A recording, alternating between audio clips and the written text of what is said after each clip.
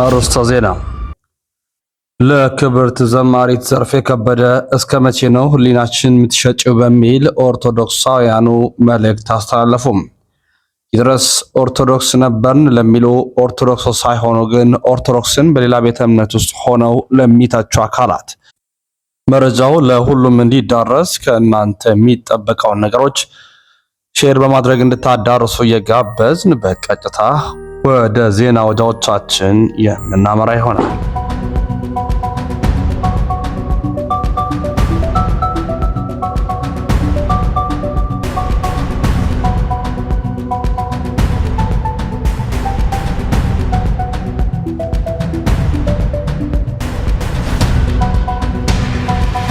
ለክብርት ዘማሪት ዘርፌ ከበደ እስከ መቼ ነው ህሊናችን የምትሸጨው?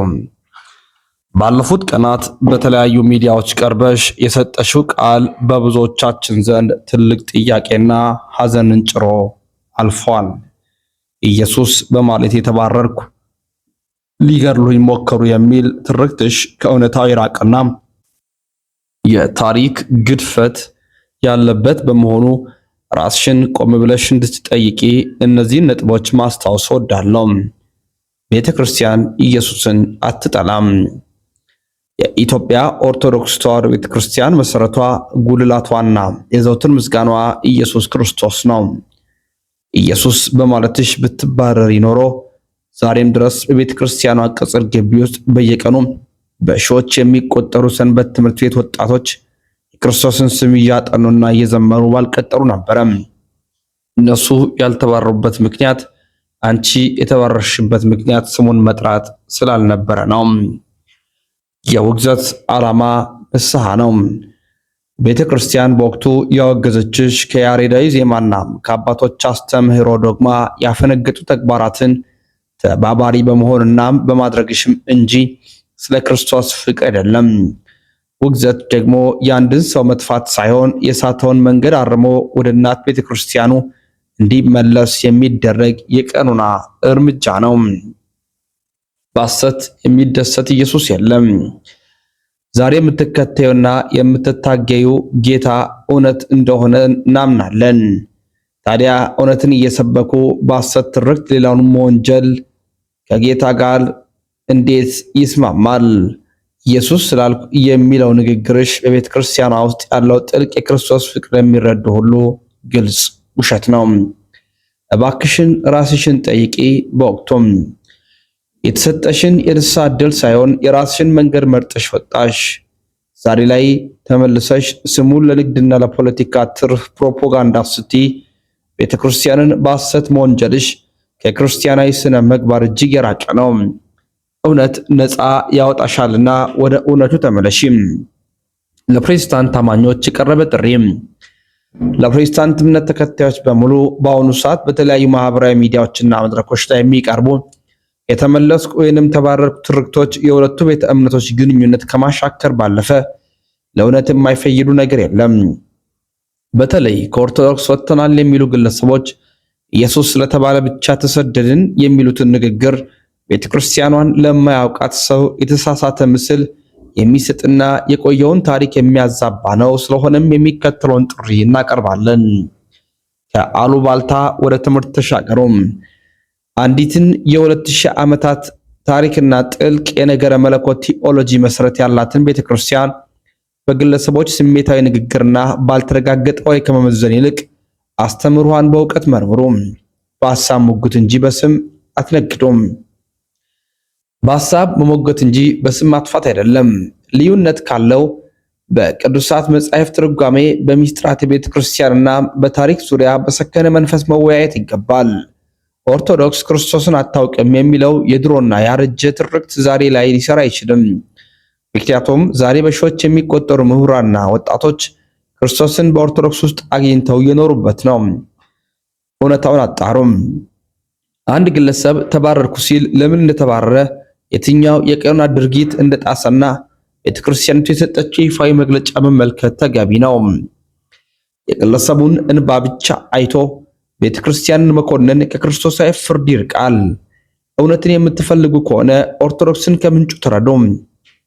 ከጥላቻና ከሐሰት ትርክት በጸዳ መልኩ በሐሳብና በትምህርት መከራከር ለሁላችንም እድገትና ለሀገር ሰላም ይጠቅማል። ለተዋህዶ ምዕመናን የቀረበ ማሳሰቢያና ምስክርነት።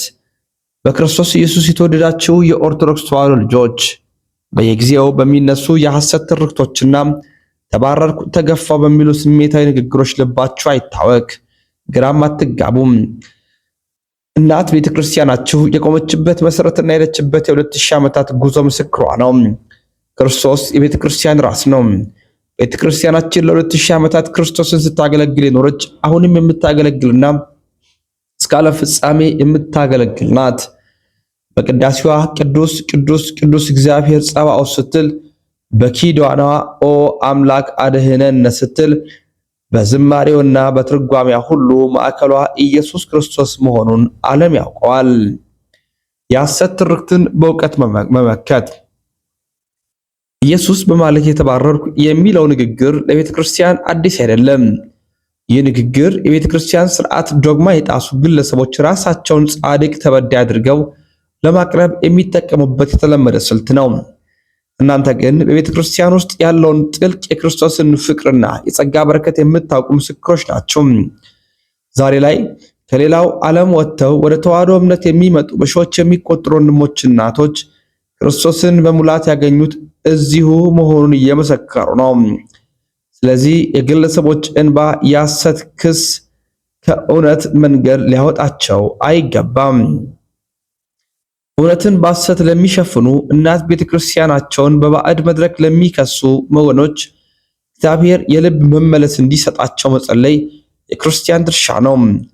የኢትዮጵያ ኦርቶዶክስ ተዋህዶ ቤተክርስቲያን የክርስቶስ መኖሪያ እንጂ የክርስቶስ ጠላት ሆና አታውቅም፣ አትሆንምም። በሃይማኖታቸው ጽኑ፣ በእውነትም ላይ ቆሙ። የዘርፌ ከበደ ጉዳይ ይህ ብቻ አይደለም። ሌሎች ኦርቶዶክሳውያን አስደናቂውን ትንታኔ እንዲህ ሲሉ ያስቀምጡታል። ከምሽታ ቤት አዝማሪነት ዘማሪ አድርጋ አውደ ምሕረት ላይ ያቆመችሽ፣ በመቅደሷ የሞሸረችሽ እናት ቤተክርስቲያን እውነት ገፋችሽን ወይንስ ነውርን አልፈቅድም አለችሽ? ዘርፌ ከበደ የማታውቅ የመሸታ ቤት አዝማሪ ነበረች። ሕይወቷ እጅግ በብዙ ፈተናና ችግር የተሞላ ነበረም። እዚያ አስቸጋሪ ሕይወት እንድትወጣ አንድ ኦርቶዶክሳዊ ወጣት የቤተሰቦቿ የቅርብ ሰው ተስፋ ስትቆርጥ አልጠቅምም ስትል ወንጌልን በመስበክ እንድትጽናና በማድረግ ለነፍሷ እረፍት እንድታገኝ በማድረግ አዝማሪነቷን አስቶም በንስሐ ወደ እግዚአብሔር ቤት እንድትቀርብ ምክንያት የሆናት ወንድም ነው።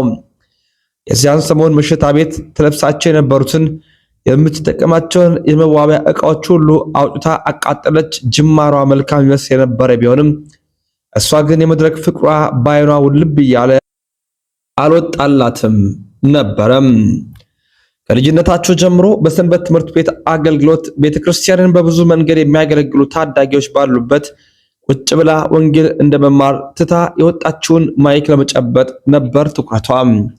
ብዙም ሳትቆይ አማራጭ በአቋራጭ ያሰበችው ተሳካ። ማይክ አስጨብጣ ወደ ምሕረት ላይ ቆማት። በዚህም ስምና ዝና ክብርን አገኘች። ይኸውም ሆኖ የተከፋ አልነበረም። ይልቁንም ተጨማሪ ዕውቅናና ገንዘብ የምታገኝበት መላ ዘየደች። በአራሜራ ብላ የህይወት ታሪኳን በሲዲ በፊልም አሳተመችው። ይህም ፊልም በየአውደ ምሕረቱ በየመዝሙር ቤቱ በመላ ሀገሪቱ ተቸበቸበ። በዝና ላይ ዝና ጨመረላት። ታዋቂ ተኮነ።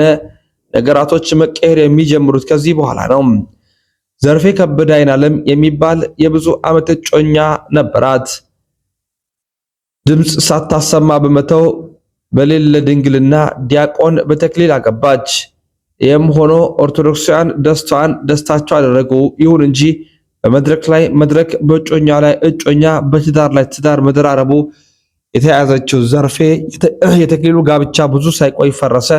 በዚህም በራሷ እፍረት ይሰማት ጀመረ። በዓለማዊ ጋብቻ ደግሞ አገባች።